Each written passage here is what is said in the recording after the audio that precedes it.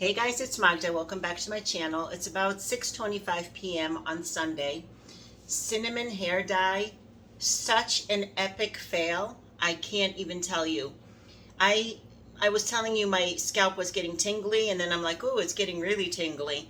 And as I got off the camera with you guys, I looked at my arm where some of the cinnamon blend had gotten on my skin, and I was broken out in several hives. So I knew what was happening to my scalp. But I said to myself, well, let me just see. Maybe this isn't anything. Let me wipe this off and see if this goes away. And I went downstairs to change over the laundry. I ran upstairs so fast. By the time I went downstairs to change over the laundry, my scalp was on fire. And I'm like, I'm going to go bald for sure. The reason my hair looks like this now is because I washed it and I put hair oil in it. So it looks like it's ridiculous right now. But I'm going to have to do obviously just a regular hair color tomorrow. But epic fail. I ran up the stairs and jumped into the shower so fast, and I washed that stuff out, and it felt fine after the shower. Like all the tingling and burning went away. It was on fire by the time I was washing it out of my scalp. So no, not an option. At the same time, when I read about the cinnamon hair dye, I also read about coffee ground hair dye. My next door neighbor, she's like a nail professional, a nail tech. She does amazing nail art, and she's in that whole salon hair beauty business. And she's like, you can't keep doing this. You can't keep doing this home stuff or going to Walmart to buy the cheap stuff. She's gonna hook me up with some products that are better quality, a little more expensive, but less chemicals and easier on the hair. And in the meantime, she also suggested that I make an appointment with a dermatologist, which I already have a dermatologist because when I had the COVID a couple years back, I broke out in a horrible body rash, so I had to be followed by dermatology for a little while also. So I'm just going to go to her and see if she can tell me anything interesting about my scalp, because it's been since COVID that my hair has really gone to heck. So anyway, we're cooking a little something. I have some chicken, guys. So just some chicken breast. It's not even seasoned yet. I cut it I score it along the top like this a little bit so it cooks a little faster. And I'm just gonna dredge it in a little flour. It just cooks a little cleaner this way. Doesn't release all the water. And also we're gonna be making a little sauce after this is cooked. And the flour will thicken up the sauce a little bit. So just really, really easy. I have 3 chicken breasts. Just gonna dredge them all in a little bit of flour.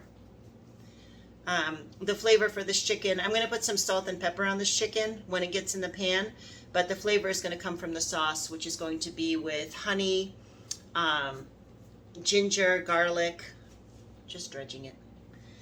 Ginger, garlic, honey, a little bit of vinegar, and a little bit of soy sauce. It's going to be like, Japanese, Oriental type inspired chicken. And on the side with that, we're going to make some bok choy. I already started cooking the onion and the mushrooms that I want to put in the bok choy. Simple like that. Just take you over to the frying pan over there so you can see what's going on. I have the frying pan already with a little bit of oil, guys, and it's already hot.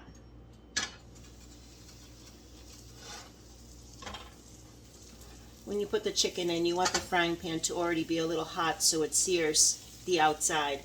You don't want it to get soggy. While that's doing its thing, I like to wear gloves with meat. Less exposure to bacteria. Well, that's doing its thing for a minute.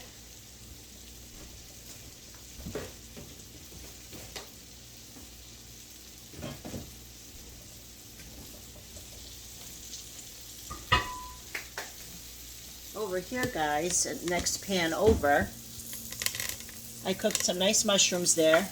I let they're a little bit browned. It's hard to tell. I don't have the light right over here, but they are browned. A little bit. Definitely no more water in them. And here I browned a little bit of onion, and there's some fresh garlic on top. Well, not fresh, it's from a jar, but fresh in the sense it's not cooked yet. That's what I meant by fresh. Raw, I should say. So we're going to put that in the pan. Turn this up to high because we want this nice and hot when the bok choy falls in there. So far I only sprinkled this with a little bit of salt to get the water out of the onion. Then we're going to put a little pepper in here. So garlic, onion, mushroom for flavor, and then a little bit of soy sauce in here too. So the flavors kind of between the chicken and the bok choy will kind of like be complementary.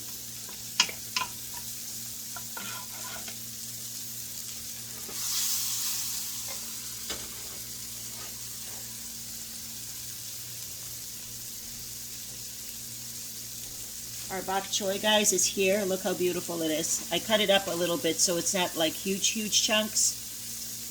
These little butt ends, I broke up most of them.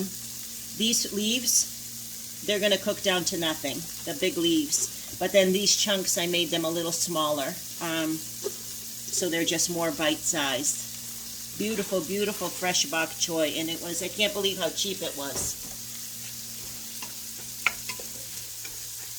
This is getting nice and hot.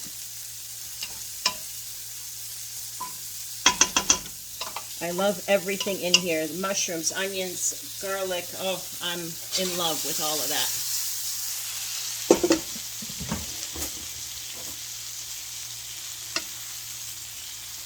Give it a couple more minutes. I want it nice and brown and golden before we flip it.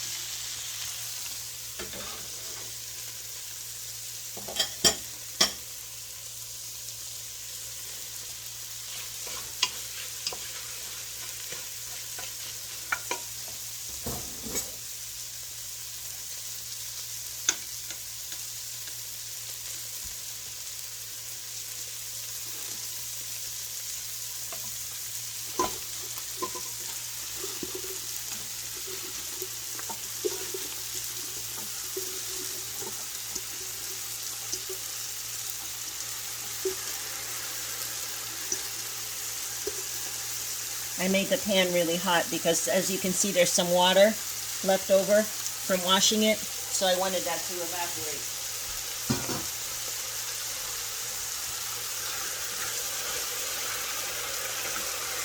I don't want this too wet.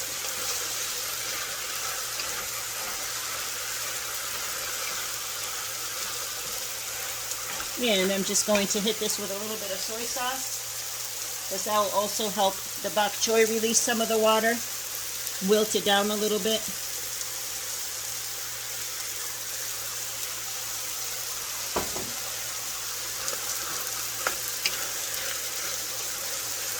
I don't like to overcook my vegetables, so this is barely going to get cooked. The onions and the mushrooms were nicely cooked, but the bok choy is just going to be very lightly sauteed. When you get the pan really hot and you take it off the heat, it continues to cook in the hot pan. So that's what I do. I let it continue to cook on the side a little bit because I like the veggies fresh and crunchy. Let's see how the chicken's doing. That's nice. Nice and crispy on the outside from the flour.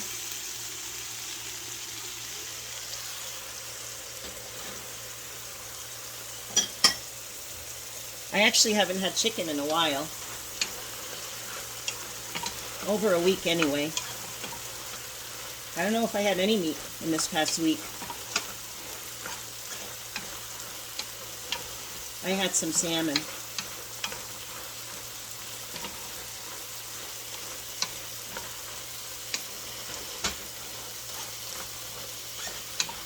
That's as cooked as I'm going to get it, guys.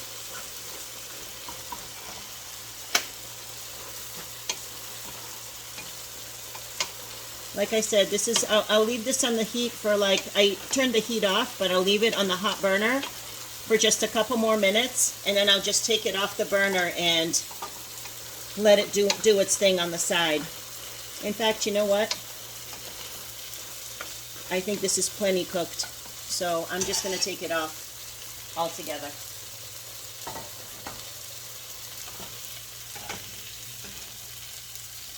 While you stare at this beautiful golden chicken cooking, at the same time I want you guys to be looking over here, because I'm going to show you the sauce that's going to go in with the chicken. This chicken needs like a good 15-17 minutes to cook all the way through. I'm going to be flipping it again on the other side one more time. I don't want it to be too hot. I really, in the future, I want to have a gas stove, because electric stoves are really hard to regulate. I'm going to have a little hole here where I'm going to put the sauce, but I want you to see what I'm going to put in the sauce. So here, I have some fresh ginger, very finely grated. I have a little bit of the jarred garlic. It's raw. It's obviously not cooked yet. It's going to cook once it hits the pan, when we're ready. Like a tablespoon of each, I would say. We're going to put in like a teaspoon of honey. I don't like my sauces too sweet. That was probably 2 teaspoons. I got a little bit of this white wine vinegar. A little shot of that. Probably another 2 teaspoons, 2-3 teaspoons. And a little bit of soy sauce. And that's the whole sauce that's going to coat the outside of the chicken. And because we put that flour on the outside of the chicken, this is going to thicken up nicely in the pan as it cooks real quick. So kind of just like a Oriental-inspired dinner. Light, not too many carbs. I was telling you guys I'm a little bit interested into getting into the lower glycemic index foods.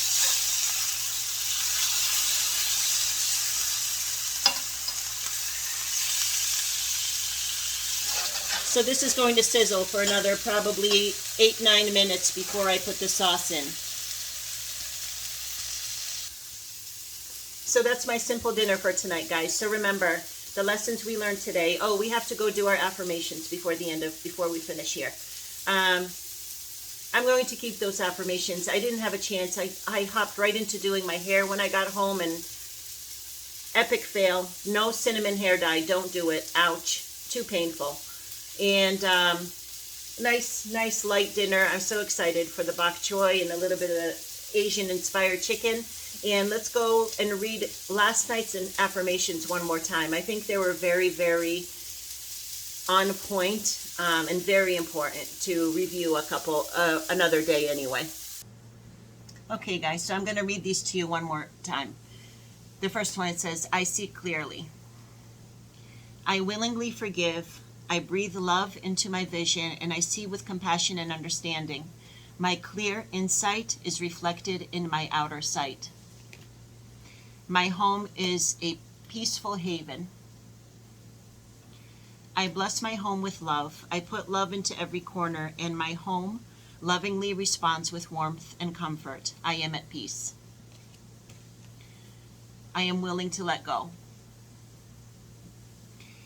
I release others to experience whatever is meaningful to them, and I am free to create that which is meaningful to me. I am divinely guided and protected at all times. I refuse to be helpless. I claim my own power. At my job, my coworkers and I encourage each other's growth and success. I deserve the best, and I accept the best now. Speaking of coworkers, I read this to you guys last night, and today at work I want to show you guys something that I got from one of my coworkers. It was my birthday last week, and this nurse that I work with, her name is Nancy, she left me a card, and she left me this thing, this beautiful little block that I'm actually going to take up to the 3rd floor, my unit, with me at my new job, and I'm going to put this at the nurse's station. It says, scatter kindness. It's beautiful. And she wrote to me, Magda, congratulations on your new position. I wish you the very best. I saw this in the Hallmark store and thought of you, how much you scatter kindness to everyone. You'll be missed, but visit often. We aren't far away, 2 floors down. Nancy works on the 1st floor, and I'm going to be on the 3rd floor. Very, very sweet. Such a kind person. She follows me on my YouTube channel, and she always has such beautiful and positive things to say. So if anyone is scattering kindness, it's definitely her. But this was so, so sweet. I left her a note that this is coming up to the 3rd floor with me tomorrow. But anyway, guys, thank you so much for hanging out. Remember, no cinnamon hair dye. My next door neighbor, stylist, nail person, also said forget about the coffee. And I'm actually excited to show you guys. She's going to help me pick out some higher end, easier on the hair type of products. So I'm excited to show you guys those, and we'll see if they work. So thank you guys so much for hanging out, and I'll be back with you tomorrow morning on our way to work. Big day tomorrow. Bye, guys. Thanks for hanging out. Good night.